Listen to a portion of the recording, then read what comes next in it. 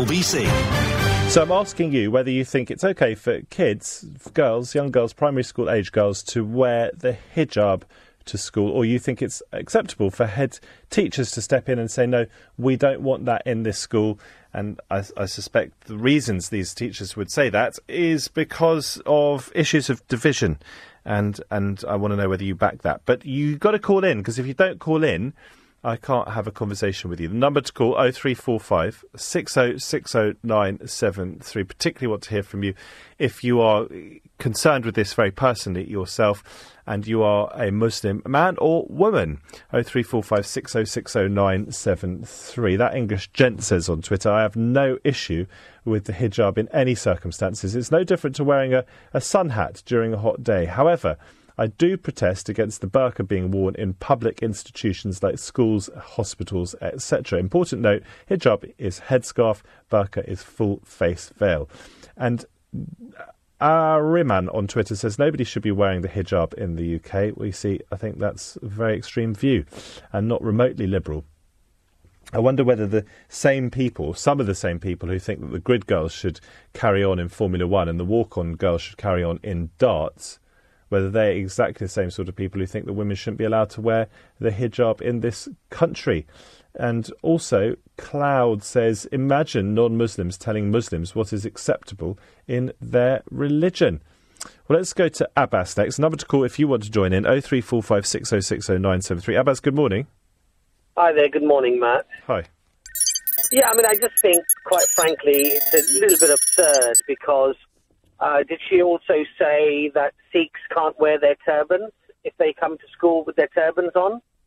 And this nonsense about it sexualises young girls is absolutely ridiculous. I'd rather agree with you on that. I've never, ever heard anyone say, oh, you know, that little girl is causing problems because she's wearing that hijab and it's sexualising her. These sort of comments are quite insulting, actually, and absolutely ridiculous. Look, I have no problem with people saying that I don't agree with it for this reason or for that reason, but at least come forward with some constructive or reasonable, you know, arguments. But when you start saying it sexualizes a 6-year-old or a 7-year-old, look, the reality is within Islam, you're not permitted to force anybody to do anything. The Quran clearly says there is no compulsion in religion. You can't compel anybody to follow the religion. But if a young girl says, oh, mummy wears it, my elder sister wears it, I want to wear it as well, to then say to that child, no, you're not allowed to, because, you know, society says you shouldn't wear it, I just think it's rather ridiculous. And it's also going down this, I think what happens often with these discussions is that, and I'm not going to say everybody, but there's already quite an anti-religious sentiment amongst a lot of people. And there's a lot of anti-Islamic sentiment. And to some extent, I can even understand it, because if you read these sort of things in the newspaper or through the media all the time, then you're likely to possibly have those views. But I think people like to get the boot in.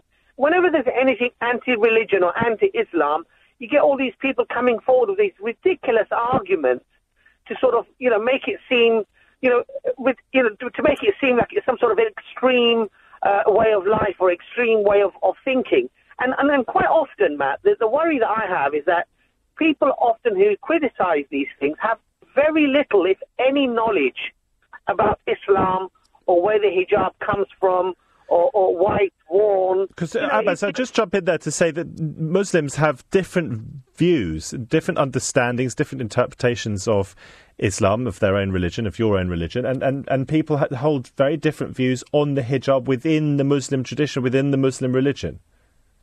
But that is true, but however, there is a general consensus that the Quran talks about the hijab, and it mentions, tell the believing man to lower his gaze, and tell the believing woman to dress modestly. Now, the Quran does not explicitly say that what that modesty is, and that's where a lot of scholars, for example, they do say that among certain societies, that there are, as long as you're covered, there are certain clothing that would be regarded as modest. So a woman, for example, doesn't have to dress like an Arab, or doesn't have to dress like a Pakistani woman or an Indian woman, but she could wear garments that would perhaps seen as Western garments, but they would be covering and non-revealing, and they would be regarded as modest. The hijab itself, for example, it talks about the khimar, and the khimar comes from the root word khamar. Khamar is something, or the word khamar comes from the same root word, which is intoxicant, something that changes the concept within the mind of the individual.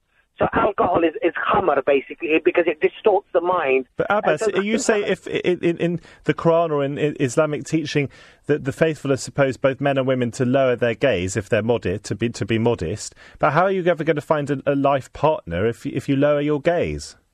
No, what that actually means, Matt, is that within Islam, within the context of Islam, if I met you and I met your lovely wife, I should not feast my eyes on her and look at her in a way which would be, disrespectful.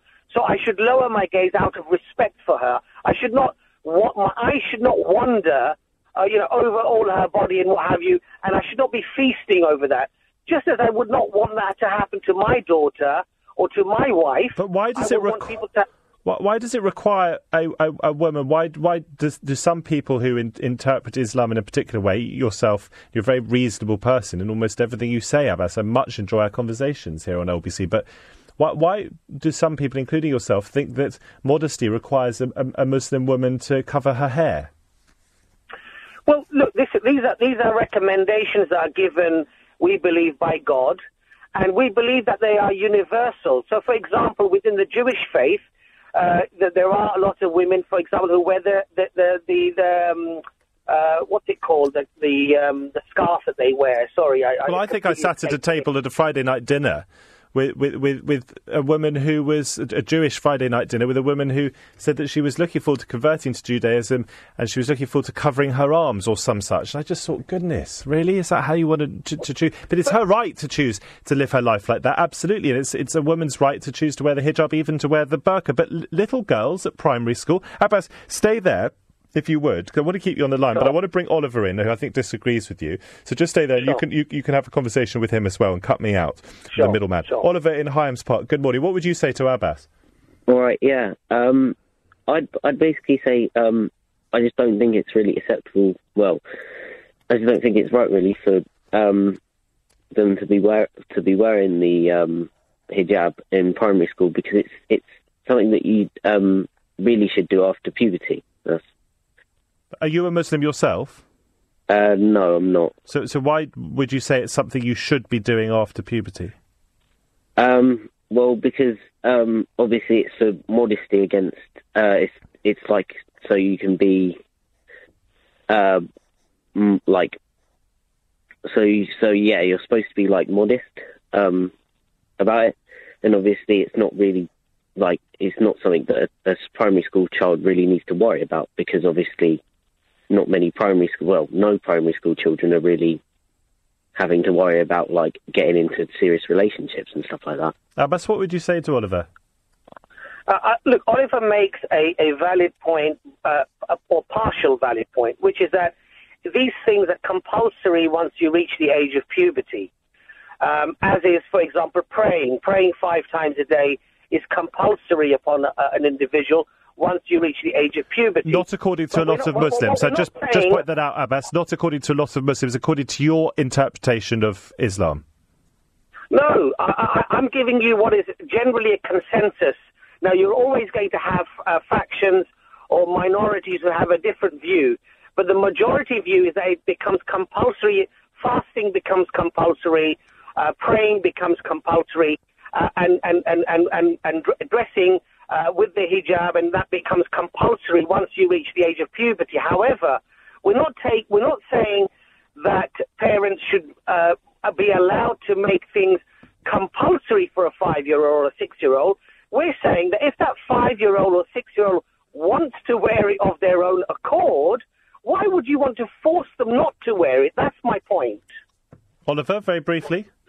Well, basically, I'd say that you wouldn't let your child go out in their underwear, so like you've got to still have some parental restriction, and if you're not supposed to wear it until puberty, then you shouldn't wear it until puberty. That's what I think. All right, Oliver, thank you. I do slightly find it strange for a non-Muslim to be saying that while you should be wearing it from puberty, you shouldn't be wearing it before puberty, lecturing Muslims on their own religion, but that's Oliver's view. Abbas, listen, I suppose one of my concerns is that this headmistress, I'm sure, had very, very good intentions, Nina Lal.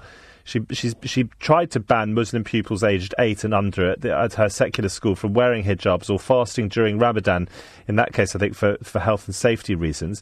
But around two-thirds of St Stephen's 540 pupils are Muslim. Some parents were upset at the ban. Despite strong public support from Ofsted chief Amanda Spielman this week, she's been forced to reverse her controversial decision. And the U-turn came, I'm reading here, from after, as I was suggesting earlier, online abusers branded her a paedophile and racist bigot and even compared her to Adolf Hitler in a video. And that's pretty disgusting. Well, it's very disgusting, isn't it? That is disgusting, and I don't believe that Muslims should ever behave like that. You know, we're always told that, the etiquette, the manners and the decorum, for example, that the Prophet Muhammad, peace be upon him, showed even to his enemies. We're not permitted to lose those decorums and that respect. We have to have a valid, rational, reasonable, logical debate with people and discuss these things with people. But going back to Oliver's comparison, this is partly some of the problem. Comparing a child going out dressed in their underwear is not in any way befitting the conversation of a young girl who says, look, I'd like to wear the scarf, Mummy, because you're wearing it and my sister's wearing it. I don't believe you should force children to do anything. Well, let me give you a better example, because of course, that if a girl's mother, and many girls' mothers will wear the hijab, they might very well want to copy their mother. And I do worry that teachers going up to young girls and asking them why they're wearing it or telling them not to wear it, it could be rather unsettling, disorientating, because they've been told not to wear something that their mother wears and that they're very used to in the home. And I can see the problem with that. Also, mothers don't tend to wander around dressed just in their underwear. And as a result of that, young girls are not going to want to dress in underwear themselves to copy their mothers. So I suppose, Abbas, look, maybe it would be better to give this as an example. You probably aren't. I don't know whether it's ever arisen as a question, but you probably aren't allowed to wear makeup at a primary school, are you, as a girl? And you might want to wear makeup theoretically to look a bit more like your mum. So I think it's okay to have certain rules in place, isn't it? It absolutely is, and I totally understand, for example, children not coming in uniform and things like that. But look, we've got to be sensible and we've got to be reasonable. We've allowed these things, and we haven't really seen any issues really arising from young girls wearing hijabs. This almost witch hunt now of trying to wean out extremism or create a more, perhaps, let's say, integrated society. But the steps that are being taken actually are driving more division and driving more, I believe, hatred amongst communities than actually solving them. Abbas, a very articulate view put across there. Lots of people clambering to have their say now. And I thank you to Oliver in Hyams Park and Abbas in Redbridge. Interesting conversation. If you want to join in the queue, and if you've got a particularly good point, you may even be able to do a little queue barging. 0345 60 60 973.